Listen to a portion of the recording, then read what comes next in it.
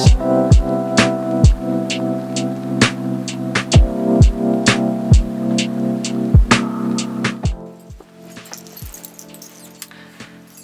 my name is Claudia9 and I'm a textile artist and designer, and today I thought I could show you all visible mending, how to do it, and just sort of the benefits it brings to sprucing up your wardrobe, especially if you're finding a little bit of disconnect with your clothes currently.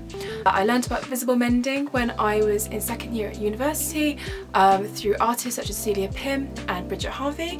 I found it really interesting and a really great practice. It's a nice way of just kind of zoning out, having a bit of time to yourself, and just sort of consciously looking through your wardrobe, seeing what could be fixed, what could be customised, and what could be made more personal to you basically.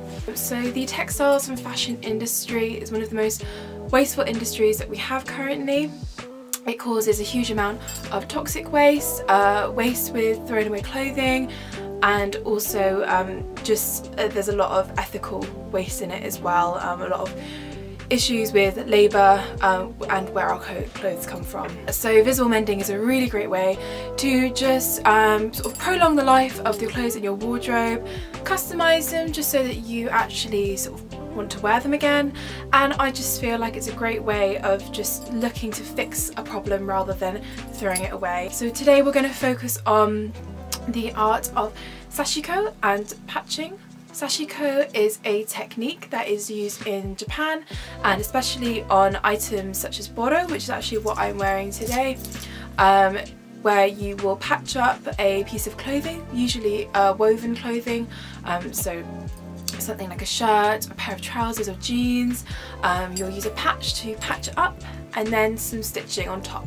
The stitching is what is called Sashiko, so it's basically embroidery. Usually it's a running stitch, so something like this, or I have another example as well, like this. I'm currently mending these trousers, so I have 3 Boro pieces that I actively mend and sort of work on. This jacket, pair of trousers, and a large blanket that I have as well. So the kind of idea around patching and Sashiko is that you strengthen the fabric by layering it up with the patching and the stitching as well. The stitching stiffens up the fabric and it just makes it a lot more hardier basically. Sashiko and Boro have been used for centuries in Japan by peasants and farmers, mainly on indigo dye clothes, as it was said that indigo, especially natural indigo, the pigment has a very certain smell and it would deter mosquitoes for the farmers, especially when they were working.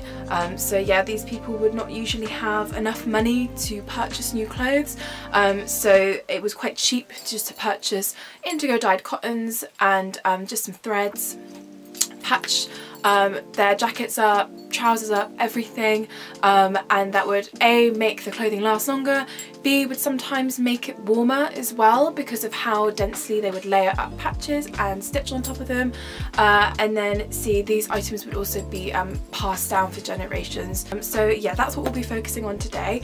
So I have a pair of my dad's jeans, and what I'm going to do, I've already patched up on the machine, but you don't have to, you can do this by hand as well, but I've already cut out a patch and sewn it on with my machine, but now I'm going to just make sure that I really sort of get it on there through some Sashiko stitching today. So I've got 2 holes to mend in his crotch. So yeah, I will show you how we do that today. So what you will need to do this workshop is an item of clothing that say needs some repair, so it's got a hole. You just need to just add a bit of fabric just to kind of strengthen it up again, then that's also great. You'll need some fabric as well, completely your choice what you'd like to use. You can raid your tea towel collection, see if you've got any old tea towels that don't need using anymore. Bed sheets are amazing as well, so if you've got any old bed sheets that you don't use anymore, that's a great use of fabric basically. Or alternatively, if you do have selection of fabrics at home, you can just raid your fabric drawer or closet and just have a little look and see. Basically the idea with visible mending is that you can see the mend and it actually adds to the beauty of the clothing rather than just trying to disguise the mend basically to make the clothing look perfect again. So yeah, have a little look around, and then basically you'll also just need some threads. Embroidery threads are the best, so something with cotton in it. Something natural is usually better, but if you've got polyester or anything like that, basically anything that floats your boat really. But yeah, cotton's always quite nice. It's just easier because it can wash in a high temperature and it's very sturdy as well. So yeah, you'll need some patches, some thread, and then an embroidery needle as well, and then we can get started basically.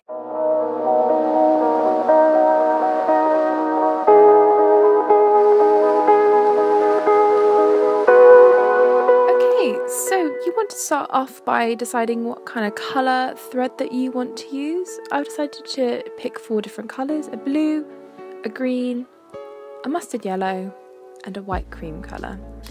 Also pick appropriate needles for the type of fabric you're using, so I've got quite strong ones for my denim, and make sure the eye of the needle is wide enough to put your thread through. You can also use an embroidery hoop as well, I forgot to mention earlier.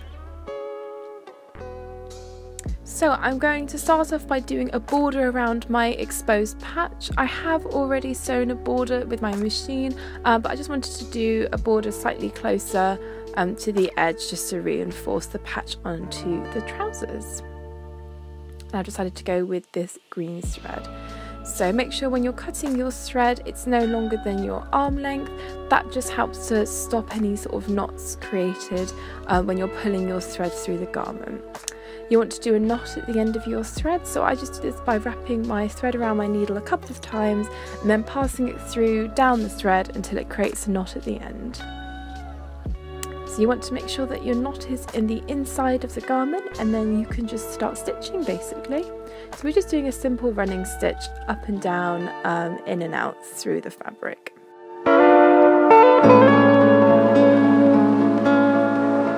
So at first I decided not to use an embroidery hoop, but I did start finding it quite a challenge to start passing my needle through the fabric, especially when it gets to the seam. It was very thick and it was quite hard on my fingers, and I did find it quite difficult with the fabric moving around a lot to create something like a border. So I use my embroidery hoop and just make sure that your fabric is very taut inside. And I found this a much easier method just for whilst I was doing the border basically. So I'm doing all 4 sides of my rectangle. And you just want to make sure that your stitches are sort of relatively the same size, don't have to be perfect.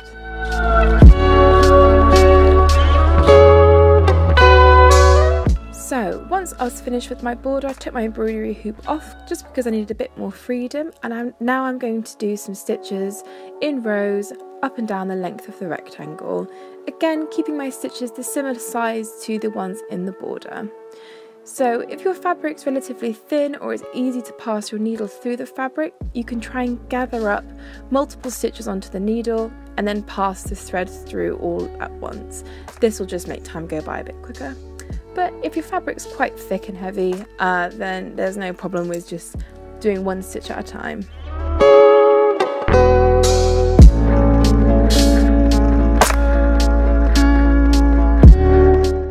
Once you get to the end of the row, I just like to do a sideward stitch on the inside of the fabric, and that just makes it easier to get to my next row.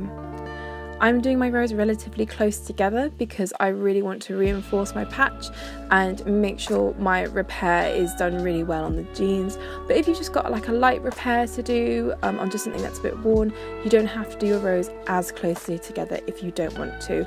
Similar with your stitch size as well. If you want your stitches to be a little bit bigger, that's no problem. And then I just want to reinforce that all with a couple of knots at the end. So that's my first patch done. So you can see when you do yours, it'll have a slightly raised, lumpy feeling to it. That's just the nature of Sashiko stitching. It's a really nice texture. So I'm going to now work on my second patch. So as you can see, there is clearly a hole here. I've got a patch on the inside of my jeans and I stitched it using my sewing machine. I'm first going to focus on this hole, just because I really want to make sure that it doesn't sort of get bigger and spread basically. So I'm going to do a double layer of stitching on top of it. So I decided to go with this mustard yellow. And with this hole, I've really made sure my stitches are quite small, just because of the size of the area I'm working on. And again, my rows are really close together this time.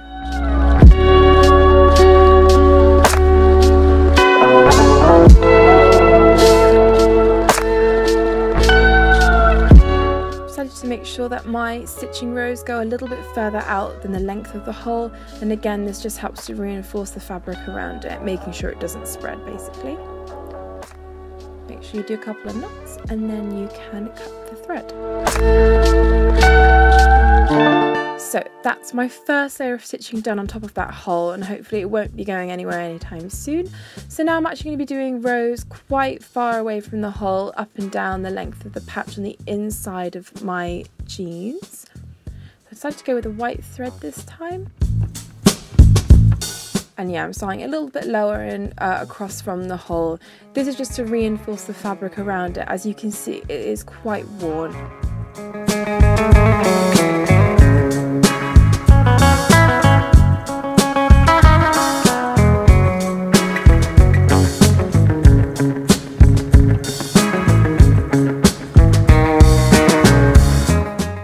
As you can see, when I'm stitching, I've always got my hand underneath helping me to guide the needle, and this also helps me not to stitch the other side of the trouser leg. Don't worry, I do still do it, even after years of mending. Just make sure not to prick yourself, basically. Yeah, I was also having some difficulties with the seam and this side of the leg as well when I had to go through it. So yeah, if you've got a thimble, it really does help you pass the needle through, especially with the tough bits. Working in a heavy canvas or a denim can be quite hard, so that's where a thimble comes in really handy. Save those fingertips. So because I've got my patch on the inside of the jeans, I've decided not to do a conventional border to border rectangle. I've kept some of my rows a little bit longer or a little bit shorter. This just creates a nice organic shape, and I think it adds some character as well to your Sashiko stitching.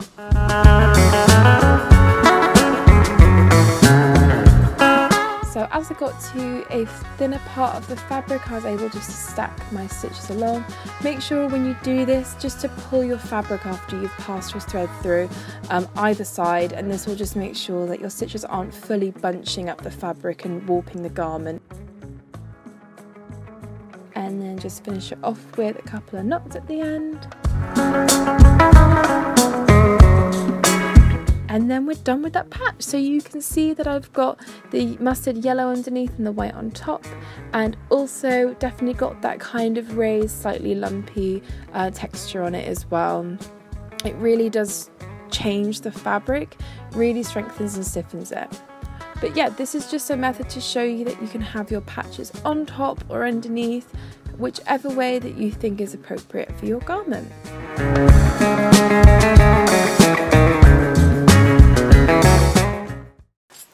So I really hope that you enjoyed the workshop today. I really enjoyed making it for you, and I'd really love to see all your visible mends. Visible mending is a really great way of just spending some time to yourself, or also with others as well. So in your household, if you'd like to do some visible mending with your family or the people that you live with. I really hope this encourages you all to be more conscious consumers the next time you want to purchase an item of clothing, or you want to throw something away as well.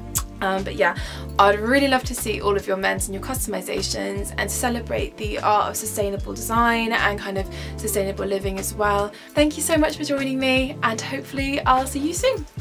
Bye!